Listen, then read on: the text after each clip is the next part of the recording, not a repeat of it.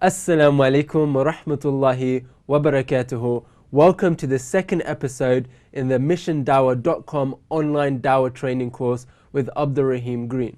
Now, Abdurraheem, the question that I have for you is, previously we discussed the goal wrap method, but what in some situations might happen is that you go through the goal wrap method and the person that you're speaking to might just say, do you know what, I just feel my religion is true, or my parents, I just follow what they follow.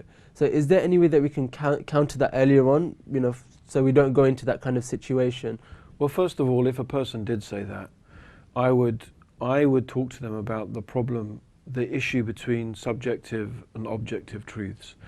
Now, what does that basically mean is there's some things that may seem true to an individual, and they are. To that individual, they're absolutely true. But there's no way to prove that to everybody else. Right. You may feel certain things. No one can deny those feelings. Yeah. I'm in love with such and such person. How do you prove it? You can't. It's a feeling that you have, but it's certainly true to you. But how can you prove that to everybody else? Well, I mean, maybe you could by displaying certain things that we agree a person who loves another would do, those type of things. But I think you get my point. Yes. Whereas an objective truth is something we can all exact, like a scientific truth. Right. The power of scientific truths is that they're objective. Anyone can observe and examine and cross-examine the data. So I'd say the problem with what you're saying, the person who says that I feel it, is that I would say to them, I'm not trying to disrespect your feelings or your convictions, but a Buddhist might say the same thing, or a Hindu might say the same thing, or a Christian, or even an atheist, or even a person who's into snowboarding, or he may say that changed my life. Yeah. So the fact that something changed your life makes you feel good. Lots of other people can make the claims, and they believe different things. So why is your religion true where everyone else's is not true? And you've got no way of distinguishing except that's what I feel. So I think it's really problematic. It's not a useful way of trying to sort out what's the right religion from the wrong religion. But what you can do is counter that, is build into your conversation something that from the very beginning makes sure that when you're having a conversation, this is very useful, when you're having a conversation with someone about a topic as controversial as religion, you need to establish from the very beginning what's the basis on which we're having this conversation. Right. And it's not just I feel that. A person may say, well, I just follow what my parents taught. That's another thing. I'm just following the religion. Isn't that what everyone should do? So from the very beginning, to counter those type of objections, which are not really objections, or to encounter you having to sort of go right back from the beginning, why not introduce from the beginning the idea that we're going to have a conversation and we're going to use our common sense and reason to come to conclusions. Right.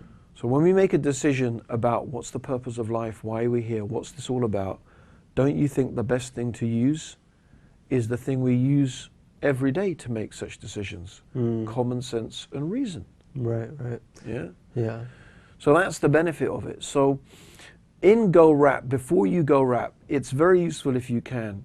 And it depends. I mean, everything depends. Every situation's different. But again, that's my basic, whenever I can, when I'm having a Go Wrap conversation with people, I get them to agree about the use of common sense and reason, and that's why I use what I call the device, the conversational device of the man in the red underpants. Right. What would you do if a man wearing nothing but, you could use whatever you like. Maybe you don't feel comfortable. Sisters might not feel comfortable, mashallah, about mentioning a man in red underpants. Some sister says the man in the whatever. No problem. That's whatever you feel comfortable with.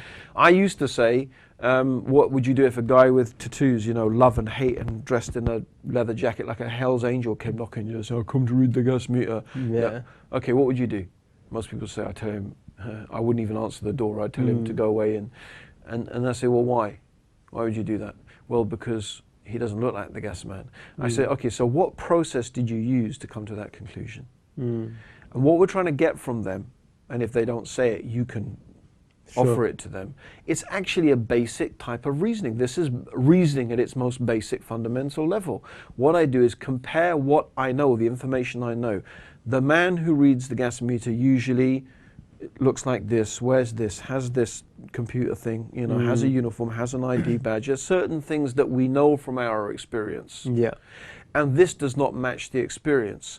So that analysis, comparing those two things, this is reasoning. This is us reasoning. In this instance, it happens on a very fast level. Sometimes reasoning takes a long time. But the process that we use to make sense of what's going on around us is reason. That's what we use. So if we use reason for something like this, and why would you not let this guy into the house? Because you're afraid he may rob you or something worse. If you're using reason to protect your life and your property, how about something potentially even more significant than that? The very meaning of life itself. Don't you think we should use reason to try and understand what's the meaning of life, why are we here, what's it all about? And that's why, by the way, the whole purpose of life is a really good device as well, a conversation starter. Yeah, sure. So do you understand? That's why that's why it's a nice idea it establishes the premise. Now what is really great is that if later on in the conversation, and this happened to me several times, and including recently it happened, but alhamdulillah, I learned from my mistake the first time. I spent 40 minutes talking with a Hare Krishna, going through the whole of Go-Rap. He agreed with me. Everything, yeah, I agree, right until the end. And then he started saying Hare Krishna is the incarnation of God. I said, wait a minute, we agreed that God was this and that. He said, yeah, but some things, you know, you can't explain by reason. And, you know, and then he started saying, do we even know if we're real and what's not? And it's like, what did I just waste my 40 minutes for? If I'd begun right from the beginning, by saying we're going to use reason, right? Then we straight away I'd say to him, yeah, but you agreed from the beginning. Yeah. And alhamdulillah, recently, you know, now I've incorporated that. I had a very memorable conversation I had with a Christian, and the same thing I went through Go-Rap, but this time I started by getting him to agree. The man in the red underpants. Now, the nice thing was, further on the conversation, when we got to this issue of Jesus being the Son of God, and he said, yeah, but you know, you can't understand these things. And I said, do you remember the man in the red underpants? Do you remember what we agreed, right? And he just went, oh yeah. Yeah. You see, so the thing was, we'd agreed. So why are you throwing reason out of the window now? You know, you have to give a reason why you're throwing reason out of the window. Right. Yeah. So that's why it is beneficial. And so really Go-Rap's based upon a lot of experience, you know. Maybe it doesn't happen. Maybe the person, you know, and I've had conversations where I haven't had to. In 10 minutes I've gone through the basics and the person's become Muslim. But you know, generally if you're going to have that conversation, it's very useful to introduce that. And the reason is so that later on a person doesn't pull out the joker, because that's what it's like. It's like pulling out the joker. Yeah, it's like, oh, you know, and then you have to sort of go back to the beginning, or you might think, why did I bother with this conversation? So that's the benefit of introducing the importance of why we're going to use reason, why we're going to use common sense. Let's agree.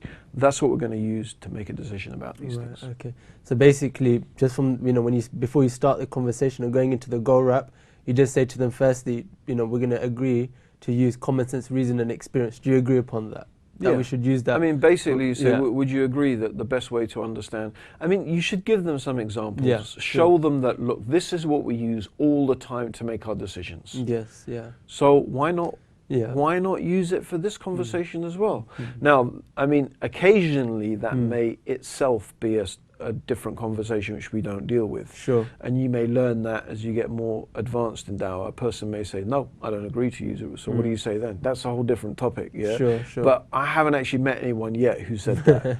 But there will be one. I'm sure there will be one. And, you know, there's ways to deal with that as well. Right. You know? But generally, what can you say? You know, why would you use? And then even if a person, this is what you would respond to them with, even if a person says, no, we don't use reason, they have to give a reason why they don't use reason. And everything has to be explained through reason. Okay, excellent.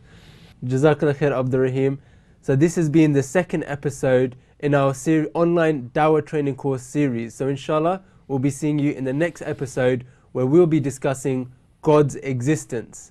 Assalamu alaikum wa rahmatullahi wa barakatuhu.